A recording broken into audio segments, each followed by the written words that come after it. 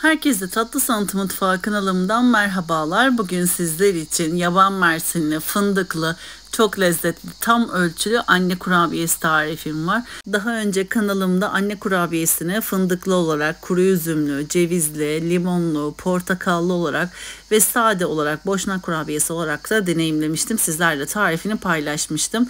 Bu tarif de çok özel ve çok lezzetli, tam ölçülü. Şimdiden deneyecek olanlara afiyet olsun.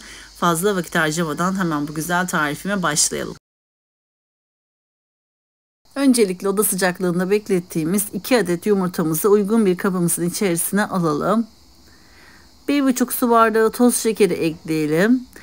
Toz şekeri yerine dilerseniz pudra şekeri de ekleyebilirsiniz. Ben bu sefer pudra şekeriyle yapmayı tercih ettim. 1,5 su bardağı pudra şekeri ekliyorum. Kullanmış olduğum su bardağı ölçüm 200 mililitredir.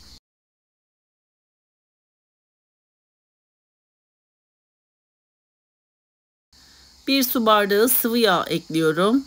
1 su bardağı yoğurt ekliyorum. Yarım su bardağı ince çekilmiş fındık ekliyorum.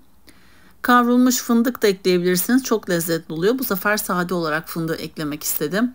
Yaban mersini aroması ve limon rendesi olacak tarifimizde. O yüzden kavrulmuş fındık olursa birazcık tadı baskın gelebilir. Ama ben hem meyveli hem de böyle kuru yemişli olsun istedim. Dengeli bir şekilde tarifin ölçülerini sizlerle paylaşıyorum. Bu malzemelerimizi el çırpıcısıyla karıştıralım. 1 adet limon rendesi ekleyelim. Öncelikle limonumuzu yıkayalım, kurulayalım. Kuruladıktan sonra limonumuzun kabuğunu rendeleyebiliriz. Limonu mutlaka eklemenizi tavsiye ederim. Çünkü yaban mersiniyle çok uyumlu, çok lezzetli oluyor. Toplamda 6 su bardağı un kullandım. Anne kurabiyesi veya boşnak kurabiyesi yaparken kekimsi bir kurabiye olduğu için unun miktarını lütfen kontrollü bir şekilde ekleyelim. Azar azar cıvık bir kurabiye hamuru olacak biraz. O yüzden kontrol ederek eklemenizi tavsiye ederim. Birçok anne kurabiyesi tarifi var ama bu anne kurabiyesi orijinal hem de tam ölçülü, tam garantili anne kurabiyesi tarifidir. En önemli püf noktası, dikkat etmeniz gereken kıvamı çok önemlidir. Kıvamı hafiften ele yapışan bir kurabiye hamuru olacak. Bildiğimiz klasik yumuşak kıvamlı bir kurabiye değil, oldukça ele hafiften yapışan bir kurabiye hamuru olacak. Buna mutlaka dikkat edelim. 1 paket hamur kabartma tozu ekliyorum. 1 paket toz vanilya ekliyorum. Ve 1 tatlı kaşığı karbonat ekliyorum. Karbonatınız yoksa eğer eklemeyebilirsiniz. Ama karbonat bu tarz kurabiyelere çok farklı bir doku kazandırıyor ve lezzet kazandırıyor. Özellikle Amerikan cookie çeşitleri tarzındaki kurabiyeler ve anne kurabiyeleri tarzındaki kurabiyelere ekliyoruz. Farklı bir doku sağlıyor. 1 tatlı kaşığı karbonatı da ekledikten sonra tüm malzemelerimi elimle güzelce yoğuruyorum. Sıvı yağlı bir kurabiye hamuru olduğu için çok fazla yoğurmayalım. Çünkü sıvı yağ kendini salacaktır. O yüzden kıvam aldıktan sonra yoğurma işlemini tamamlayalım ve şekil verelim.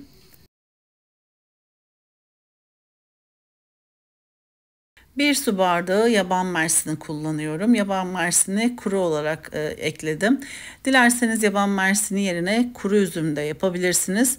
Aynı ölçülerle kuru üzümü de ekleyebilirsiniz. Yaban mersini ile inanılmaz lezzetli oldu. Ben çok beğendim. Bu şekilde de denemenizi tavsiye ederim. Özellikle yaban mersinli kek ve kurabiyeleri seviyorsanız anne kurabiyesi ile deneyimlemenizi tavsiye ederim. İyice yoğurduktan sonra yağlı kağıt serili fırın tepsimize kurabiye hamurumuzdan parçalar alarak yuvarlayalım ve aralıklı bir şekilde yağlı kağıdımızın üzerine yerleştirelim. Ben oldukça büyük parçalar aldım. Daha küçük parçalar alarak da yapabilirsiniz. Benim gibi böyle büyükçe seviyorsanız anne kurabiyelerini kurabiye hamurunuzdan mandalina büyüklüğünde, hatta biraz daha mandalinadan büyük olacak şekilde kurabiye hamurları kopararak yuvarlayabilirsiniz. Bu şekilde yaptığınız zaman bu ölçülerle toplamda 17 adet anne kurabiyesi elde ettim. Daha küçük yaparsanız oldukça fazla çıkacaktır. Yaklaşık bir 35-36 tane çıkacaktır.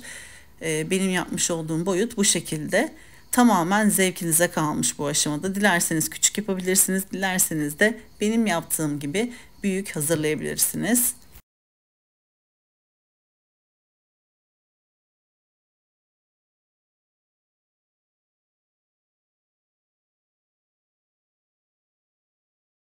İlk tepsim hazır. Şimdi üzeri için 1 adet yumurtanın sarısını kurabiyelerimizin üzerine fırça yardımıyla sürelim. Sonrasında ince çekilmiş toz fındığımıza bulayalım. Dilerseniz bu tarifi yaban mersinli, cevizli olarak veya bademli olarak da deneyebilirsiniz. Ben fındıkla çok yakıştırıyorum. O yüzden yaban mersinli fındıklı olarak anne kurabiyesini yaptım.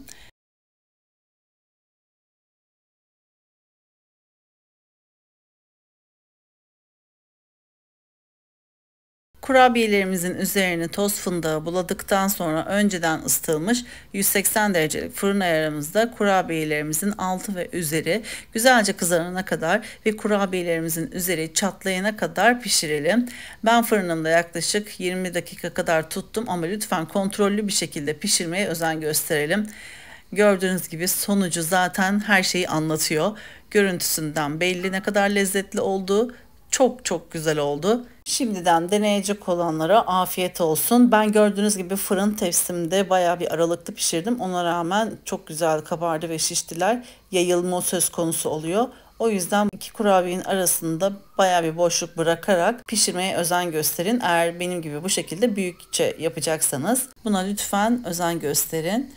Yakından da iç dokusunu görüyorsunuz. Hem kurabiye hem de kek lezzetinde yoğun, nemli, kekimsi bir kurabiye tarifidir.